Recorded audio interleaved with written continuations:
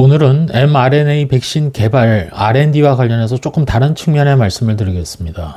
제가 국립보건연구원장을 하면서 백신의 연구 개발이라는 것이 기초적인 실험 또 임상 실험 물론 중요합니다. 근데 거기만큼 중요한 것이 사실은 개발되는 백신 또는 치료제 이런 임상적인 시험 결과가 실질적으로 효과를 어떻게 판정하는가 하는 또 그 판정하는 경로와 경과를 우리나라는 과연 제대로 할 수 있는 능력을 갖고 있는가 하는 문제였습니다. 내용을 들여다보시면 상당히 고민하게 됩니다.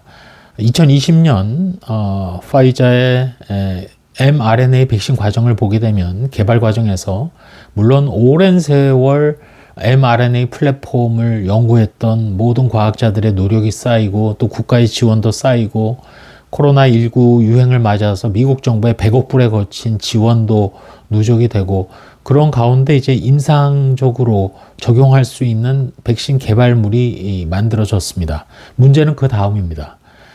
이 백신이 역학적인 연구 방법론상은 무작위로 임상 실험을 하는 것이 현재로선 최선의 방법이고 그것이 끝장판의 임상 실험, 역학적인 연구 방법입니다. 역학적 연구 방법은 관찰적인 연구 방법이 있고 분석적인 연구 방법으로 나누는데 분석적인 연구 방법이라는 것이 오주 레이쇼라든지 상대 위험도라든지 등등을 계산함으로써 확률적으로 통계학적으로 개발된 어떤 이론의 인과관계 또는 임상이라면 개발된 치료제나 백신이 효과가 있나 없나라는 것을 판정하는 것입니다. 가설은 효과가 없다는 것인데 그 가설을 리젝트할 확률 자체가 매우 낮다면 사실은 소위 효과가 없을 확률이 그만큼 낮다는 것이고 소위 p-밸류라는 것이 그래서 0.05 이하 정도 되면 이것은 가설을 리젝트하고 기각하고 잘못되었기 때문에 새로운 가설 즉 효과가 있다고 판정하는 것이 맞겠다라고 판단하게 되는 그 근거가 이제 보시는 역학적 연구 방법들을 총동원해서 하는 것인데 이러한 어널라이틱 분석적 연구 방법의 최고봉에 있는 것이 바로 무작위 이중 맹검에 의한 임상적 연구 방법이 되겠습니다. mRNA 백신이 화이자 것이 개발되었을 때 임상적으로 약 한 44,000명의 임상 시험자가 동원이 됐습니다.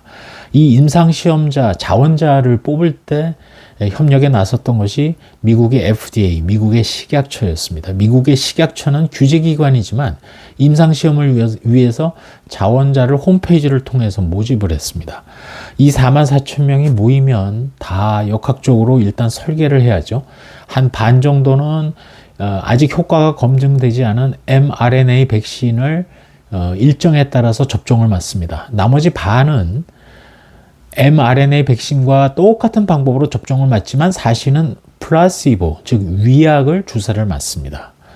그 두 집단을 일정에 따라서 2회 접종을 하고 또 부작용이 있는지 없는지를 2달 동안 추적 관찰을 하며 중간에 혈액을 각각 1회 접종 후에도 뽑고 2회 접종 후에도 뽑고 또 경과가 끝나는 한 2달 후에도 혈액을 채취해서 각각 코로나에 대한 항체가 얼마나 형성되어 있는지를 다 분석을 합니다.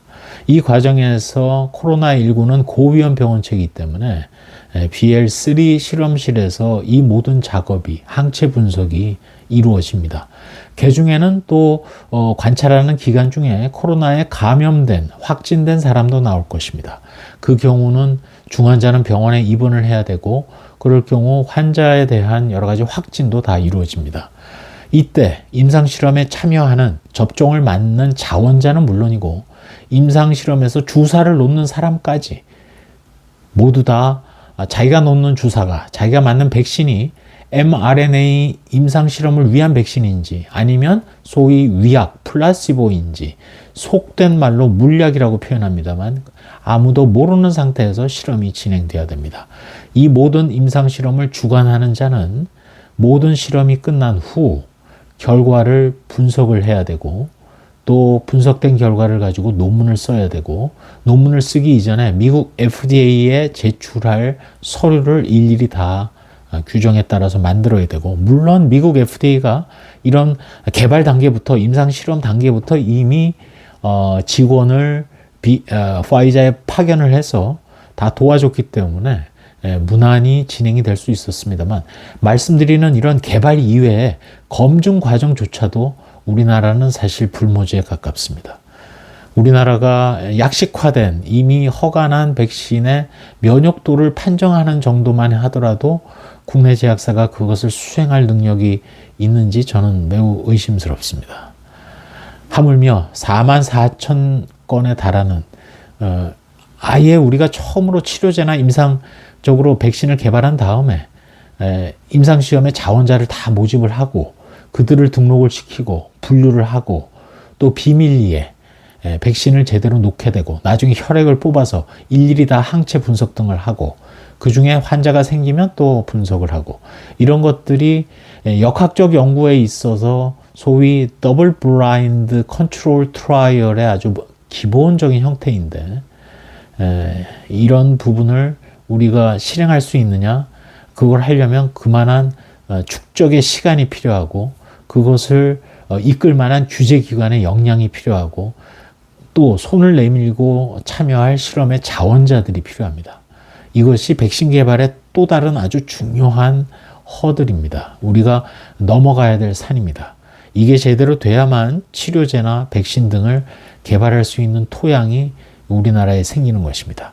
만약 그게 안 된다고 하면, 즉 우리가 코로나와 같은 신종감염병이 생겼을 때 대한민국이 워낙 방역을 잘해서 감염병이 아예 유행을 안 하면 그 유행하고 있는 지역의 나라와 손을 잡고 개발되는 백신의 임상시험을 해야 될지 모릅니다. 그러려면 평소에 나라 간의 협력, 국제협력, 국제보건에 대한 역량도 우리가 갖추고 있어야 합니다. 이것이 백신이나 치료제를 개발하는 R&D의 또 다른 측면입니다. 이 능력을 우리가 배양을 해야 되고 그 길을 우리가 평상시에도 걸어가야 됩니다. 이거는 치료제와는 또 다른 문제입니다. 백신의 경우에는 치료제와 달리 여러 가지로 또 고려해야 될 점이 많이 있고 임상실험에 있어서 따라붙는 여러 애로사항이 있다는 것을 이해를 해야 됩니다. 이걸 이겨내는 것이 사실은 방역 주권입니다. 단순히 mRNA 플랫폼 테크놀로지 기술을 우리가 가진다는 것만으로 완성되지 않습니다. 이 부분을 오늘 한 번 더 강조드리고자 합니다. 권준욱 TV 시청자 여러분 감사합니다. 다음 시간에 또 뵙겠습니다.